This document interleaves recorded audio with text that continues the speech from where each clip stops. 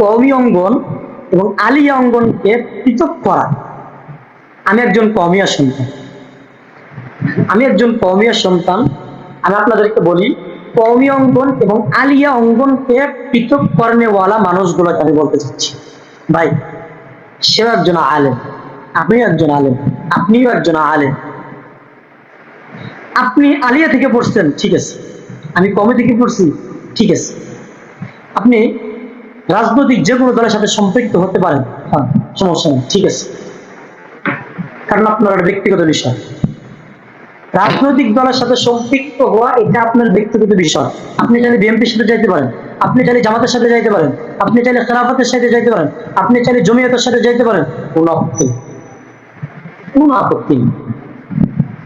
কিন্তু আপনি কওমি অঙ্গনকে আলিয়া অঙ্গনকে পৃথক করেন না।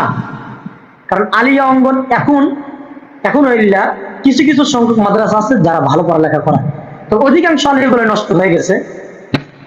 কওমি অঙ্গনে পড়ালেখার মান ভালো, কওমি অঙ্গন ইলমে দ্বীনের একটা কেন্দ্র, কিন্তু তাই বলে আগে তো কওমি অঙ্গনে চাইতে আলিয়া অঙ্গনে ভালো মানের আলেম হতো না? অবশ্যই হতো। এখন হতে পারে না, সমস্যা নেই, হবে, কিন্তু সে তো আলেম হয়েছে, তাকে আপনি উৎসাহিত দেন, তার মাধ্যমে আপনি দ্বীনের কাজ করান। আপনাকে কে বলছে চুলকাইতে? আরেকজনের পাশায় খোঁচা না দিলে আপনার ভাত হজম হয় না, আরেকজনের পাশায় খোঁচা না দিলে আপনার ঘুম হয় না। কেন ভাই, কেন? এগুলো করা থেকে বিরত থাকা যায় না, কিন্তু কেন এগুলো? এটা আপনাদের কাছে প্রশ্ন, কেন এটা করা থেকে বিরত থাকে?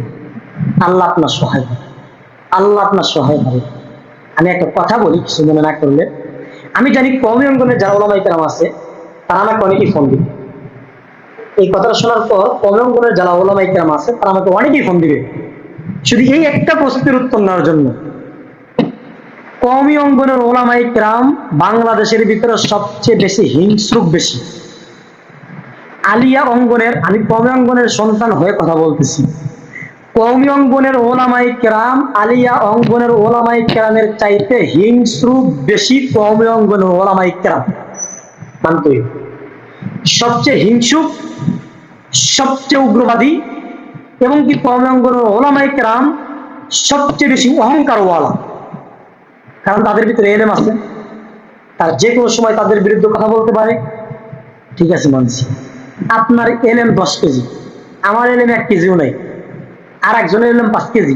ওই 5 কেজি ওয়ালার সাথে মিশে তাকে কিভাবে 10 কেজি বানানো যায় আপনি চেষ্টা করেন, এর তো কোনো সমস্যা নেই ভাই। আলী হাসান ওসামা সাহেব জামাতে যোগ দিছে, এ নিয়ে কওমি অঙ্গনে এমন তুরপার শুরু হয়েছে, কেন তোমরা এমন একটা প্ল্যাটফর্ম তৈরি করতে পারলাম না ভাই? আমরা, এটা আমাদের জন্য ব্যর্থতা। আমরা এমন একটা প্ল্যাটফর্ম তৈরি করতে পারলাম না যেখানে আমাদের সমস্ত ওলামায়ে কেরাম থাকবে, এখানে জমিয়ত থাকবে না, খেলাফা থাকবে না, মানে কোন দল থাকবে না। আমাদের করতে পারলাম না কেন?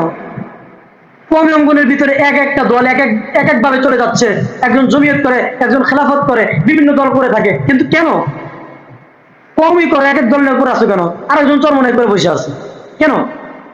একদল হও, একদল হও, সমস্যা নাই তো ভাই, এটা তোমাদের সমস্যা। একদল হতে পারবা না, একসাথে থাকতে পারবা না, এক বিছানে ঘুমাইতে পারবা না, খোঁচাখুচি শুরু করবা, তো তোমার সাথে থাকবে। আলী হাসান ওসামা সাহেব যেটা করছেন, সাধুবাদ জানাই ওনাকে, ধন্যবাদ জানাই, জাযাকাল্লাহু খায়রান ওয়া খায়রান ফিদ দুনিয়া ওয়াল আখিরাহ। কথা হচ্ছে ভাই, আপনারা প্ল্যাটফর্ম তৈরি করতেন, আপনারা আপনাদের মতো চলতেন।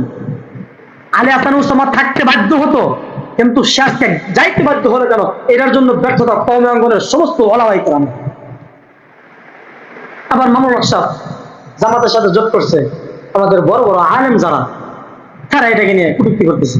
ওই জমিয়তের এক ভণ্ড কইছে না, জমিয়তের এক ভণ্ড কইছে আমরা এমন একটা সরকার পাইছি, দালালি করতেছে।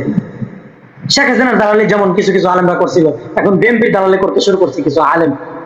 চরমনে যারা করে তারা দালালি করতে শুরু করছে, চরমনে যারা করে দালালি করতে শুরু করছে। জমিয়তের এক আলেম বলে যে জামাত ইসলামকে হটানোর জন্য আমাদের কাউকে লাগবে না, আমাদের এক সালাউদ্দিন যথেষ্ট।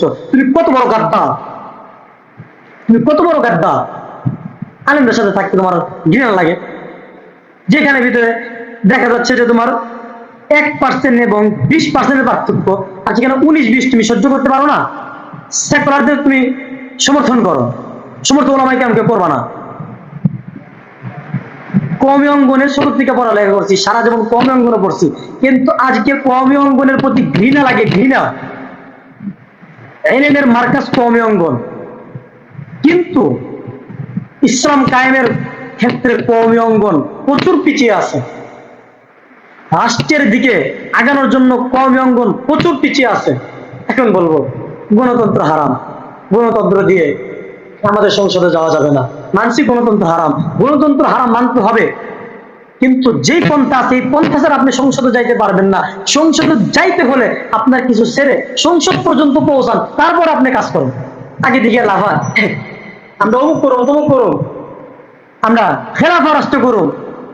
এই দেশে গোড়ার ডিম পারবো, গোড়ার ডিম। এই দেশে মানুষ তোমার বডি দিব না। মানুষ চেনো, দেশের মানুষ চেনো? 92% মুসলমান বাংলাদেশে মানছি, কিন্তু 80% মানুষ যারা ইসলাম চাচ্ছে না, তারা ইসলাম চাচ্ছে না। আপনি কি করবেন? সবগুলো মেরে ফেলবেন 10-12% মানুষ দিয়ে? সম্ভব? আপনি ওই 80% মানুষ কিভাবে ইসলাম চায় তাদেরকে আগে আপনার আইনটা আনেন, তারপর বলেন আমি শরিয়া কায়েম করি। শরিয়া কায়েম করা কি মানুষের হাত করে দেওয়া? আয-যানিয়াতু ওয়াজ-যানিয়া ফাজলিদু কুল্লা ওয়াহিদিন মিনহুম মিআতা জালদা, এটা? আস-সারিকাতু ওয়াস-সারিকা, এটা? বন্ধু, এটা বুঝতে, একজন মানুষকে ভালো কাজ থেকে নিষেধ না করে ভালো কাজকে উৎসাহিত দেওয়া, খারাপ কাজকে নিষেধ করা, এইটাই তো শরিয়া। আল আমর ওয়ান নাহই আনিল মুনকার। বন্ধু বুঝতে হবে ভাই, বুঝতে হবে এটা আমাদের। এই জন্য বলি কওমি অঙ্গনের ওলামায়ে কেরাম যারা আছে তারা কমেন্ট ইচ্ছা মতো ফেটে ফেলবে আমার এই আলোচনা শুনে। কওমি অঙ্গনের ওলামায়ে কেরাম এই আলোচনা শুনে আমাকে এত পরিমাণ গালিগালাজ শুরু করবে যে আমি নিতে পারবো না।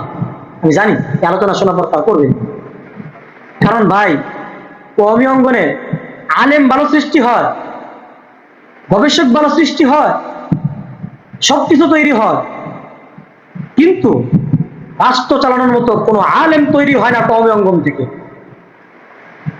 কওমি অঙ্গন থেকে কোনো আলেম তৈরি হয় না যারা রাষ্ট্র চালাবে।